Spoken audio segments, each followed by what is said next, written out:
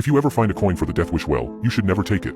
Growing up in rural Oregon in the 90s, the girls skipping rope on the playground sang a chant that I assumed everyone in the whole country knew. 1 for a trick, 2 for a spill, 3 for a scar, asterisk 4 for a kill. Asterisk of course, I'd later find out that the song only existed in our town, Ashland, Oregon, the location of the death wish well. I woke one night, having dreamed of my entire family singing the chant. We were all holding hands in a line, youngest to oldest. My 2-year-old cousin Cy stood at one end of the line, holding hands with my 5-year-old brother Callum. Next there were my brother and I, our parents, uncles and aunts, grandparents. And beyond them lay the shades of the newly dead, not quite solid, their bodies built of fine red-hued mist, my great-grandmother Bee, and her sister Janet, and then beyond them, their husbands, and then their mothers and fathers, stretching on into the far distance, chanting on and on with their dead tongues. "Wake up," said my brother Jordan. "There's something at the tree lean." "What?" I was half awake, my mind still echoing with the chant. "Hurry the FVCK up," he said. "Were we holding hands?" "Now," he said. "I'm serious." He yanked away my comforter, and the cold night air broke me out of my trance. Part of me wanted to smack him, but I knew how that would turn out. I was 10 and rail thin, the skinniest boy in my class. Jordan was 12 but built like a guy even older with a sheen of peach fuzz already starting to grow on his upper lip. I stood and walked to the window. Sure enough, across the vacant field behind our house, I spotted a small flashlight glinting from the nearby woods. "Someone lost, you think?" I asked. "Maybe," he said. "Should we get Dad?" I asked. "He's not home yet," he said. 1 a.m. bar doesn't close for another hour. "Or maybe that's him," I said. "Left his car in the lot. Tried to take a shortcut back."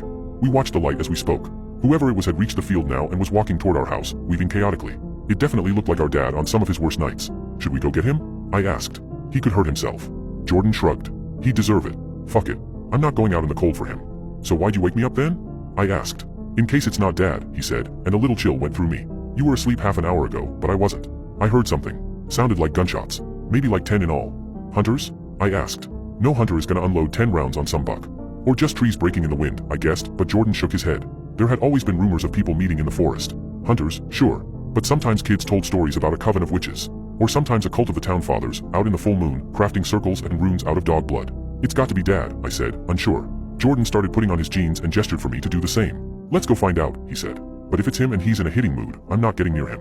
I threw on my clothes and grabbed a flashlight. Down the hall, the soft sound of Callum snoring felt oddly reassuring.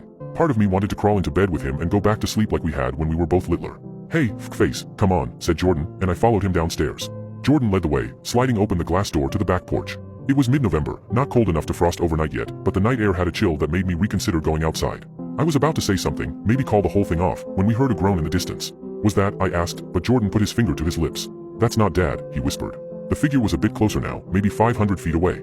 In the moonlight, I could just make out the figure of a man holding a light in one hand, the other arm clutched to his belly. He was hunched over, weaving as he walked toward us. A chill went through me.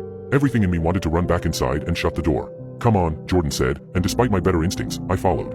At first, he walked carefully through the tall grass, goose-stepping to avoid the star thistle and gopher holes. But when we heard the man moan again, we both started running.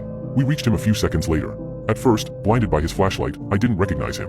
Then, when he thought to point it at the ground, away from our eyes, I realized who he was, Gene Bowler, a man I'd grown up watching in a dozen cheesy car commercials, the owner of a big dealership near the edge of town. "Are you okay?" I asked. In response, he let out a bitter laugh that made him choke out blood. Looking down, I realized his entire shirt was sopping wet with blood. "I messed up," he said, and I couldn't tell if he was crying or laughing. "I got greedy." "Try not to talk," said Jordan. "We can get you back to the house. Get you an ambulance." Mr. Bowler shook his head. He sat down in the soft grass and then lay back. For a second, he reminded me of a little kid looking up at the stars, making a wish. Slowly, he uncoiled a bloody hand to reveal a pair of coins. "Take them," he said. "Please. I don't want to die with them in my hand." I hesitated, but Jordan reached forward, trying to take the coins. Mr. Bowler pulled his hand back slightly. "Don't get greedy," he said. "That's where I went wrong. 1 each." Jordan took a coin from Mr. Bowler's bloody hand. It looked slick and black in the moonlight. I thought of every bloodborne disease we'd learned about in school, all the warnings about needles and HIV. "Please," said the man looking at me. "This one wasn't even mine. I shouldn't have tried to take it." I hesitated for a moment more, and Mr. Bowler turned his head to choke out more blood. Then, finally, I reached forward and took it just as the sound of his wet breathing went quiet. I'm not sure if he was alive or dead when I grabbed the coin from his hand. Later, after we'd called the cops but before they arrived, Jordan and I stood side by side at the kitchen sink washing the blood from our hands. After I was finally clean, I rinsed off the coin as well. I thought it was just a quarter at first, but now I saw that the image was of an elk skull. On the flip side were the neatly engraved letters of that familiar chant, 1 for a trick, 2 for a spill, 3 for a scar, asterisk 4 for a kill. Asterisk Jordan just stood there, reading it over and over again. "I don't know," he said.